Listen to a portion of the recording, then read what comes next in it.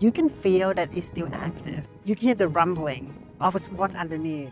At any moment, it could erupt, sending smoke into the air and fire down into nearby fields. So, are volcanoes ever safe to hike? Yes and no. There is beauty in these fire-breathing mountains, but they are also inherently dangerous, unpredictable. People who have lived in their shadow for centuries understand this deeply. For people like me who grew up without a volcano nearby, it's easy to visit these places with a certain ignorance. Hiking a volcano is never a risk-free experience. In our recent videos on Mount Rinjani and the sad death of Juliana Marins, most agreed that Rinjani was not for beginners. In this video, we'll review 3 of the most popular volcanoes we visited in Indonesia, and we'll let you know which of these we see as the most beginner-friendly and why. And these volcanoes are as equally beautiful as Mount Rinjani. Now, some of these beginner-friendly volcanoes are counterintuitive because most foreign tourists take the path of going from Bali to Lombok, which is where Rinjani is, and that happens to be one of the most difficult volcanoes you can choose to hike. But this video may make you turn your sights westward toward Java. We are now in Java, Indonesia, the most famous. Mount Ijen is a stunning volcano that is in eastern Java, and it's most famous for a blue flame that sits at the bottom of the crater. Oh, there it is. Yes. Oh, wow. Oh, wow. The view from the crater rim is picturesque on its own, but most tours are going to assume that you also want to go down to the blue flame, which has become an iconic emblem of the volcano. However, going down to see the blue flame entails increased risks that I'll tell you about shortly. Mount Ijen crater's rim sits at 2,386 meters in elevation. The trail to the top is relatively straightforward. Yeah, it's not too bad so far. Everything is easy in Rinjani. It takes about an hour and a half to 2 hours and a half to the top. There were a couple of things that made this one of the most unique sites in Indonesia. Mount Ijen is an active sulfur mine, which means that at the same time that tourists are trekking downward to see the blue flame, you see miners coming back up the same way, hauling huge loads of sulfur. On the plus side, tourism has expanded work opportunities for locals so that mining is not the only way to bring in an income. Some become guides. Our guide from Mount Ijen is the son of a miner. He was able to introduce us to some of the friends of his dad, who gifted us a sulfuric sculpture. The shift away from full-time mining also explains the taxi service provided to people who want to ride to the top and back down again.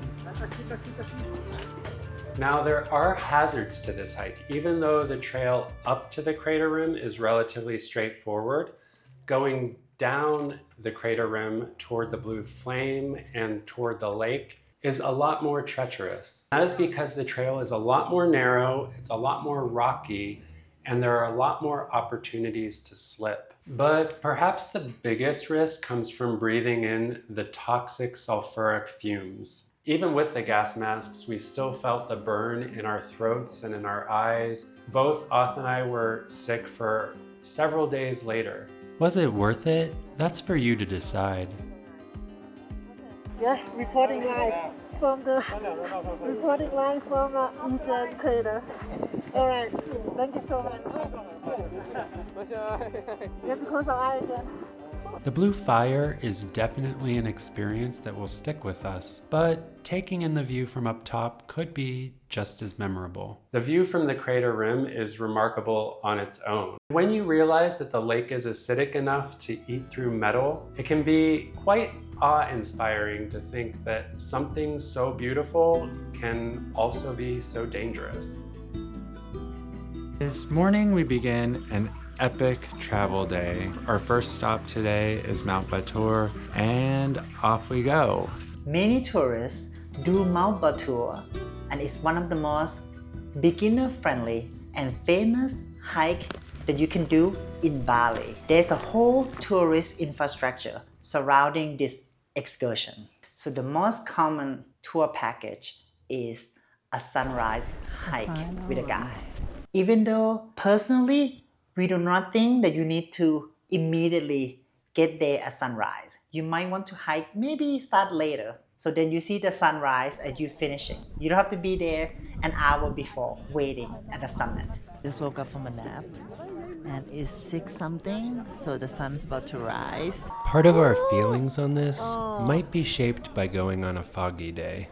When you arrive at the top of the volcano, there's basically auditorium seating, and all of the different tour groups have their designated spot. And in some ways, this keeps everybody safe because people aren't really meandering around too much. The main attraction is the sunrise over Mount Agung, Bali's highest volcano, as well as Lake Batur, which is the lake that is right at the base of the volcano. So breakfast is served. We've just been given it's kind of toasted bread with banana inside and a couple of eggs. Speaking about Mount Agung, hiking Mount Agung is quite restricted because it's very dangerous. There's been many incidences in the past of tourists doing it without guides that perish along the mountain or been lost and need rescue.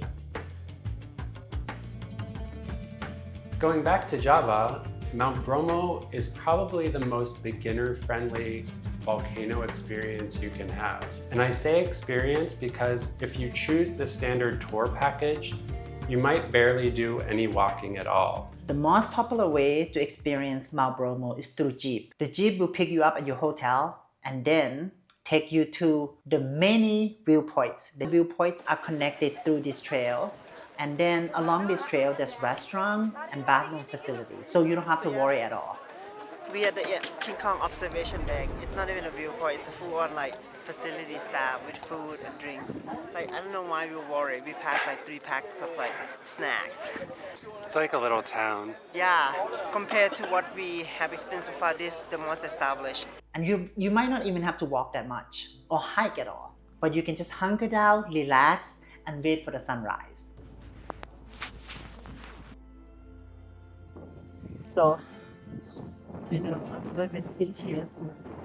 I'm in tears because I feel like we've been hiking, sunrise hiking. It's our 4th one now.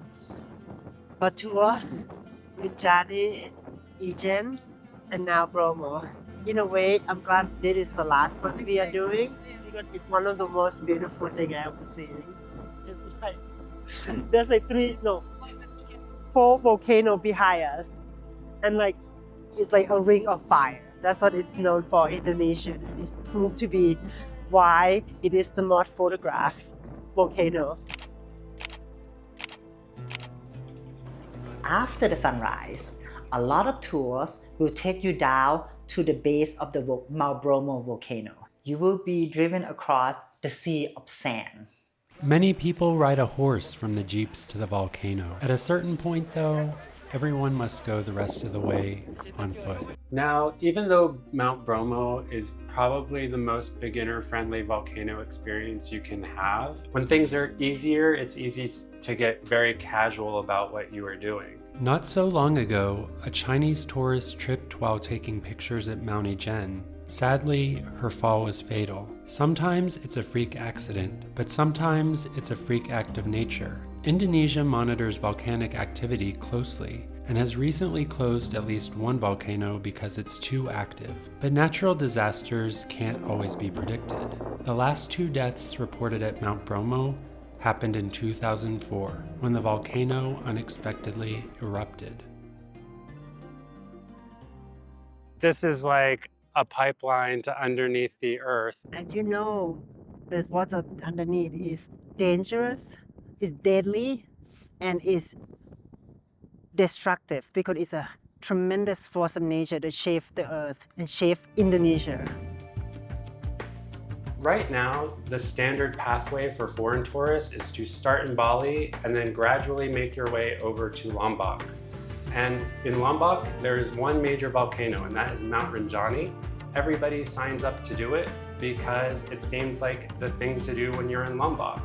But if you're new to volcanoes and want a volcano experience in Indonesia, you might want to take a step back and consider an itinerary that is less mainstream. This itinerary might take you from Bali to Java instead.